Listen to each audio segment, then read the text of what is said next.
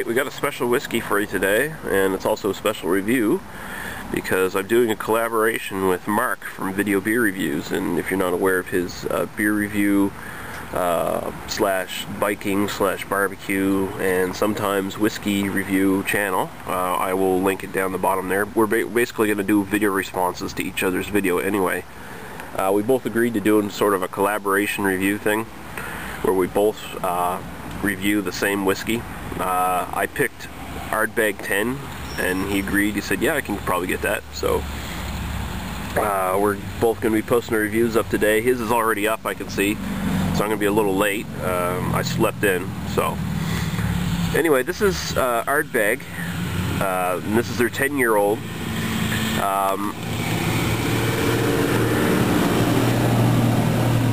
School bus. It sits at 46% alcohol by volume, okay? So basically you've got 92 proof right there. And this is also from the island of Islay. You might recall the last whiskey I did, well, the 2 whiskeys ago I did, was the Lafroig, which is also from the same island. They're noted for their peaty single malt scotches on that island. This one, basically everyone who knows anything about whiskey told me this was the one to get. If you liked Lafroig, this was even a step above that as far as the peatiness goes. So it says here that it's non-chill filtered, and it actually explains it on the box, so I don't have to. Typically most whiskeys are dry filtered and reduced to a strength of 40% alcohol by volume. Ardbeg 10-year-old, however, is non-chill filtered and has a strength of 46%, which retains maximum flavor and gives more body and added depth. It says if you decide to add water to it, a little cloudiness may occur, which is perfectly natural. Yeah. It says Ardbeg is considered by whiskey connoisseurs to be not only the best of the Islay malt whiskies, but the best whiskey in the world. Well, everyone says that about their product, though. Even Budweiser says they're the king of beers, but I don't think we're gonna run into a Budweiser here. Alright, so we'll get right to the review now. I'm rambling on a bit too much. Back of Ardbeg 10. See, I poured it here.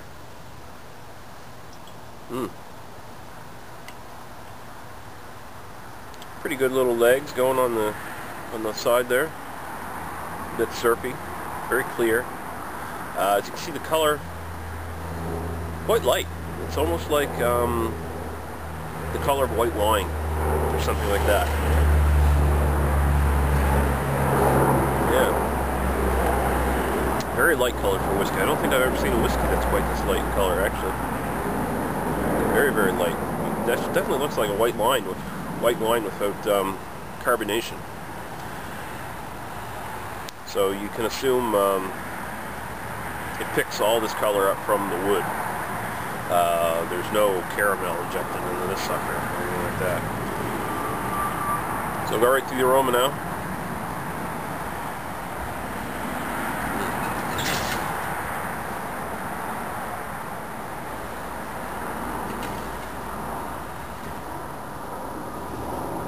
Certainly some vanilla sweetness in there. The wood definitely comes out in the back. That sort of peatiness. Actually, I don't find it quite as strong as the peatiness in the Lafroig Porter cask.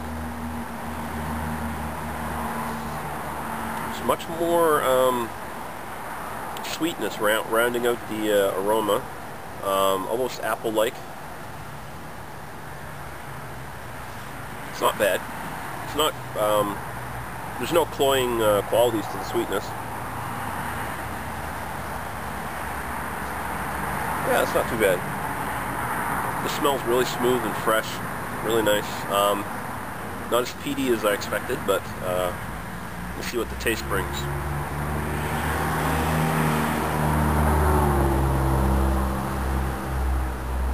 Ooh. Alright, there we go. This one has a bit more bite than the Lafroig. A lot more warming going down.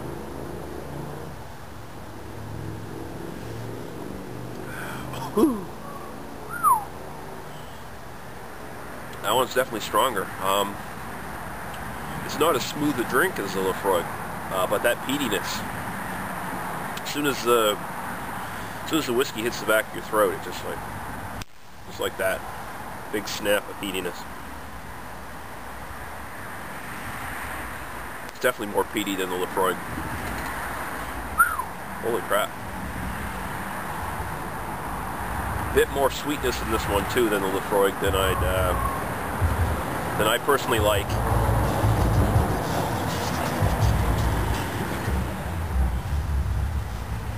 That's great, a hillbilly driving by in his truck listening to rap music. Alright. Oh.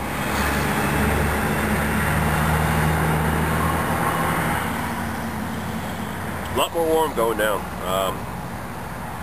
You know, I think I might like the Laphroaig Porter Cask better than this. It's a smoother drink. Yeah, this one's more of a sipper than the Laphroaig is. Not that the Laphroaig's one that you slug down, but I'd have to take my time with this one a lot more, I think. And I'm not saying it's a bad whiskey. It's actually incredibly well crafted and fairly smooth considering the alcohol. But it's a little too much on the sweet side for my personal taste. I like the Laphroaig better. It's much more, I guess, in a way the Laphroaig's a bit more one-dimensional than this one. But at the same time, the Laphroaig brings out a lot more peatiness, and it's just overall a smoother drink in my opinion. But this is still recommended. I quite like it. I think I'll probably buy the Laphroaig Porter Cask more often than I buy this. This is much more of a cold, winter warmer kind of whiskey. One of those ones you want to sip on in front of a fireplace or something like that, or out in the back porch during the fall days. It's good. It's pretty good. So the Ardbeg 10, definitely recommended. Not quite high up there as the Laphroaig Porter Cask for me, anyway, personally. But yeah, pretty damn good whiskey. It's only $6 more expensive than Laphroaig Porter Cask. It's $78, where the Laphroaig was $72.